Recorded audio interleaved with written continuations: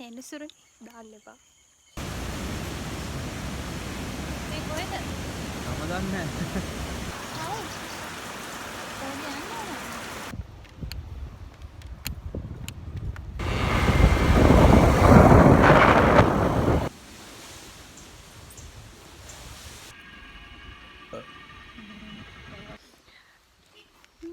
මේ තුම ඕනේ. Hi, welcome to our YouTube channel. ඔන්න අපේ හපුතලේ ට්‍රිප් එකේ සෙකන්ඩ් ඩේ එක තමයි අද. ඔයාලා බලන්න ඇති කවුද අද මේ ඉන්න වෙනම ගෑනු ළමෙක් කියලා. ඒ මගේ යාළුවෙක්. අපි කලින් දවසේ රෑ යාළුවා ගෙදර තමයි හිටියේ. දැන් අපි උදේට කාලා එහෙම මේ පිටත් වෙන්නේ. ඒ කියන්නේ අපි නොගියපු ප්ලේසස් බලන්න යන්න කියලා. යන්න හරියටම රූට් එකක් නැහැ, ලොකේෂන් එකක් හිතුවේ නැහැ. මහියංගනේ පැත්තට යමු කියලා තමයි මුලින්ම තීරණය කරේ. ඊට පස්සේ මගට ආවහම දැක්කා මොකද රන්දෙනිගල ඩෑම් එක බලන්න යන්න පුළුවන් කියලා. ඊට පස්සේ එතෙන්ට යමු කියලා යනකොට තමයි මේ ඇනිකට් එක හම්බුනේ. එතන අපි එතෙන්ට ආව විතරයි චූටි වැස්සකුත් ආවා. ඉඳලා මේ පැත්තටත් ෆස්ට් පළවෙනි පාරට වැහලා තියෙන එදා තමයි. අපි ඉතින් චුට්ටක් වෙලා මෙතන බැලුවා හරිම ලස්සනයි. ඒ කියන්නේ ඇනිකට් එක අර සාමාන්‍යයෙන් අපි දකින ඇනිකට් වලට වඩා හරිම ලස්සනයි.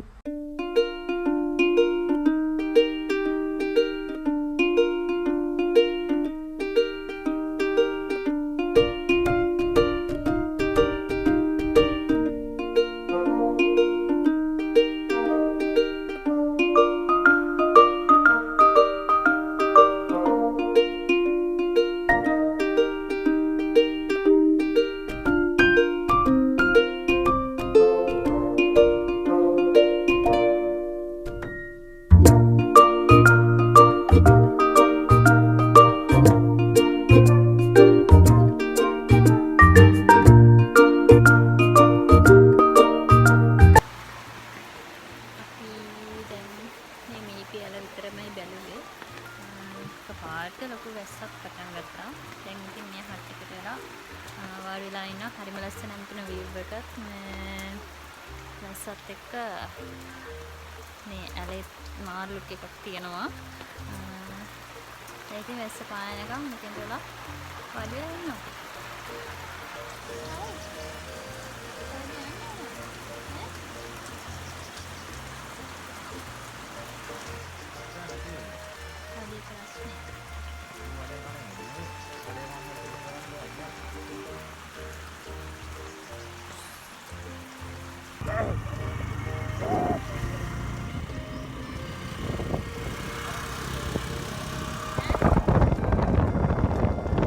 වැස්ස පායලා ඉවරනහම අපි දැන් මේ යන්නේ රන්දෙනිගල ඩෑම් එකට. යන අතරමඟදී පාරායින හිටිය අලියෙක්. ඉතින් වාහනත් එතන නතර කරගෙන හිටියා යන්නේ නැතුව. අපිත් ඉතින් චුට්ටක් වෙලා බැලුවා. එයා හෙලවෙන්නේවත් නැහැ එතනින්. ඊට පස්සේ ෂේප් එකේ එතනින් ගියා.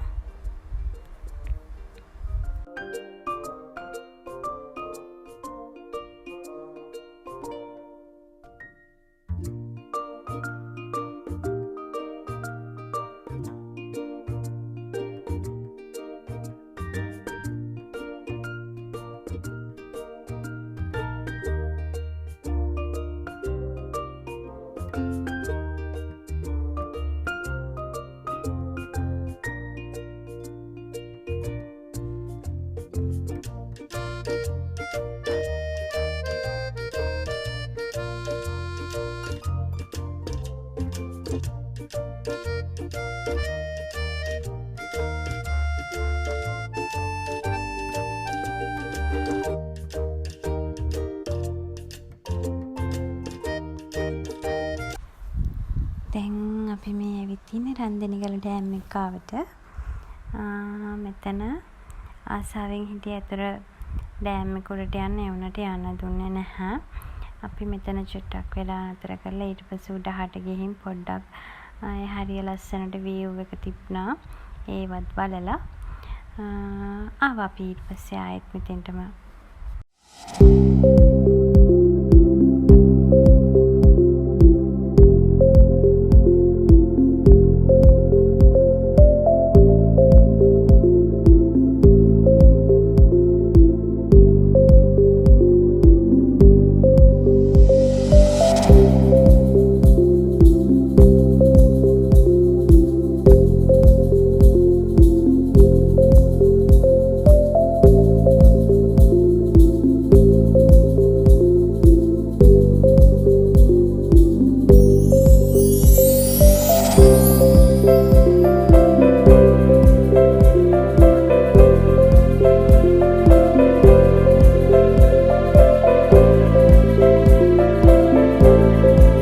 රන්දෙනිගල වේල්ල කියන්නේ ශ්‍රී ලංකාවේ මධ්‍යම පළාතේ රන්ටැබේ පිරලා තියෙන විශාල ජල විදුලි බැම්මක්.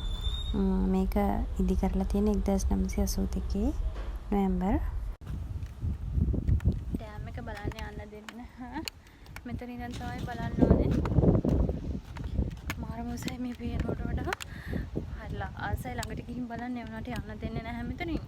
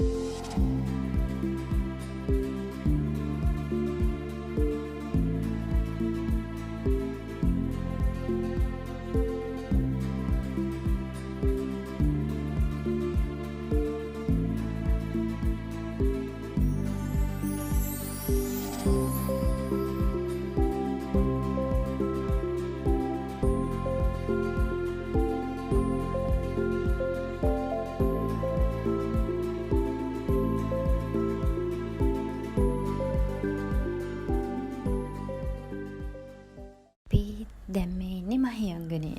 ඔයාලා බලනවා ඇති රන්දෙනිකල ඩෑම් එකේ හිටපයි කොහෙන්ද මේ එකපාරට මහියංගනේ මතුනේ කියලා. අපි දෙන්න හැම තමයි ඉතින් රෝඩ් ට්‍රිප් එකක් යනකොට හිතෙන්නේ කොහෙද අන්න එතෙන්ට යන කපල් එකක් තමයි අපි දෙන්න මේ යනවා කියන ලොකේෂන් එකට නෙමෙයි ඇත්තටම කවදාවත් යන්නේ. ඒව යනකොට මගදී වෙනස් වෙනවා. දැන් අපි මේ යන්නේ සොරබර වැව බලන්න. ඒක මට නෙමෙයි ආසාව තිබුණේ. මම නම් කලින් සොරබර වැව බලන්න ඇවිල්ලා තියෙනවා මහියංගනේට. ඒ හස්බන්ඩ් තමයි ඕනේ උනේ. යාට ඕනිකෝ 18 වංගුවේ ගිහිල්ලා සොරබර වැව බලලා මහියංගනේ ඇවිදින්න. ඉතින් අපි දැන් මේ ඇවිල්ලා ඉන්නේ සොරබර වැව ළඟට පාකින් එකට. එදා කොහොමත් සෙනඟ ගොඩක් අඩුයි. සතිය දවසක අපි මේ ගියේ.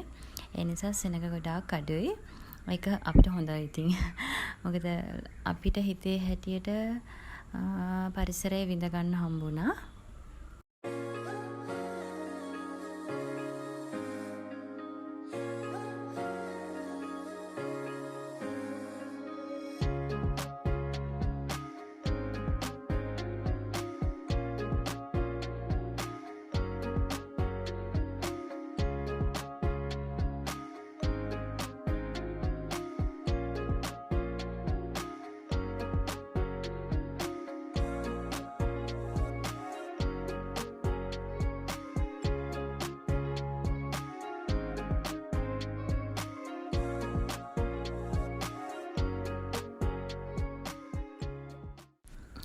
මම ඔයාලට සොරබර වැව ගැන පොඩි හැඳින්වීමක් කරන්නම්.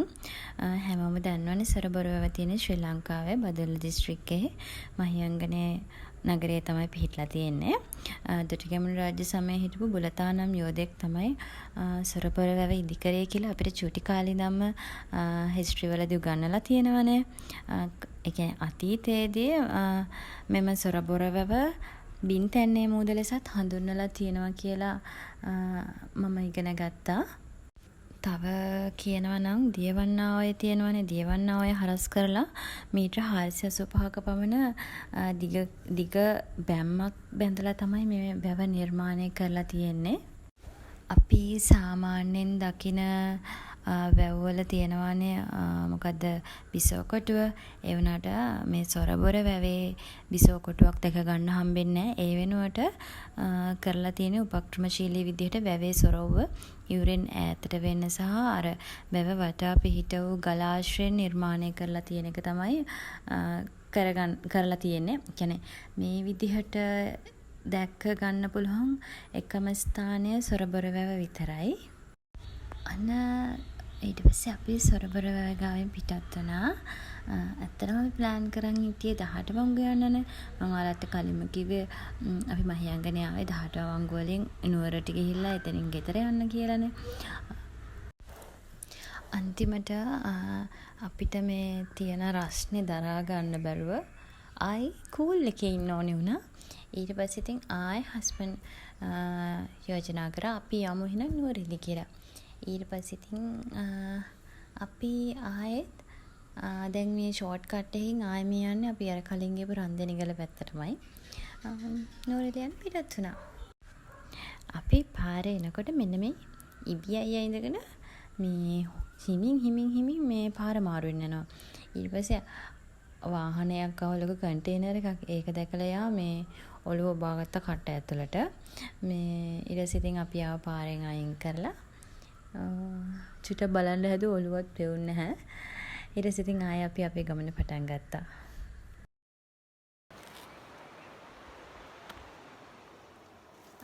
මහියංගනේ හිටපු අපි දැන් ඉන්නේ. අපි ආයෙත් යනවා නුවරඑළියට. හිටපු ගමන් එක පාට එන අයිඩියස් තමයි මගේ නෙමෙයි හස්බන්ඩ්ගේ. එයා තමයි කිව්වේ අපි දැන් අද ඉඳලා හෙට ගෙදර යමු. ඒ නිසා දැන් අපි යමු නුවරඑළියට කියලා. දැන් අපි මේ නුවරඑළියට යන ගමන් මේ තනිකර කැලෑවක් මැදින් යන්නේ රන්දෙලිගල ඩෑම් එකට අපි ඉස්සෙල්ලා එතනින් යන්නේ මේක මහනුවරට යන පාර. අපි දන්නේ නැහැ ලොකේෂන් බලාගෙන තමයි යන්නේ. ලස්සන ලොකේෂන් වගේක් තියෙනවා තනිකර කැලෑවක් තියෙන්නේ. සත්තු ගොඩායි. දිගට මේක තුලා ඉන්න අපිත් එක්ක බලමු.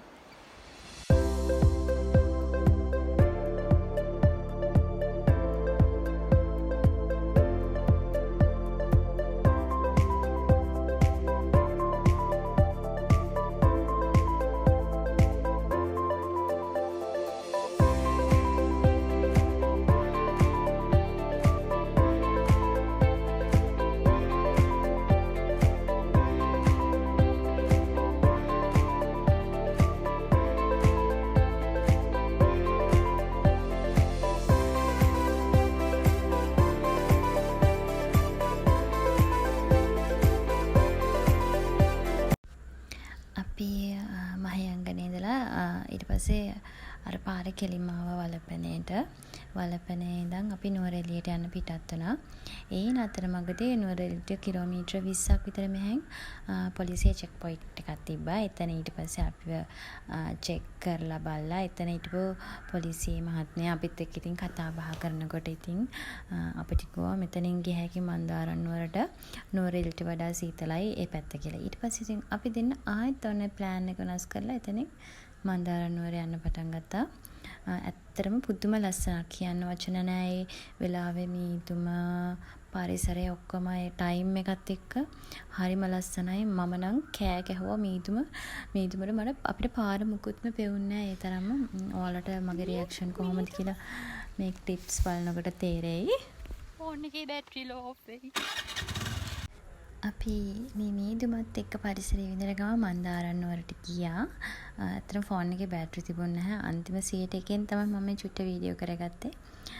එහෙනම් ඊළඟ දවසේ වීඩියෝ එකත් එක්ක ආයෙ හම්බෙමු. bye bye. Thank you for watching.